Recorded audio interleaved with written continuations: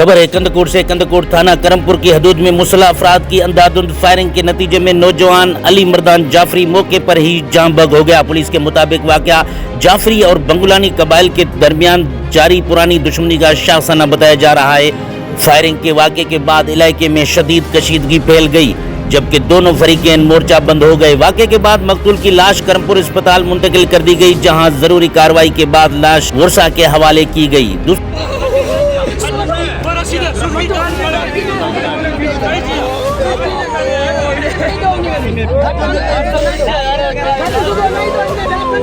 जानिब मकतूल के वर्षा और अहले खाना ने कातिलों की गिरफ्तारी के लिए इंडस हाईवे पर धरना दे दिया, जिसके बायस ट्रैफिक की आमद और रफ्त मुतासर हो गई।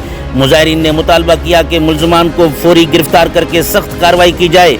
पुलिस का कहना है कि इलाके में इजाफी नफरी तलब कर ली गई है, जबकि सूरत हाल पर कड़ी नजर रखी जा रही है ताकि किसी भी नाखुशगवार वाक़े से बचाया जा सके। अहम खबर से आगाह करते चलें कि थाना करमपुर के हदूद में अंधाधुंध फायरिंग के नतीजे में नौजवान अली मर्दान जाफरी मौके पर ही जान बग हो गया।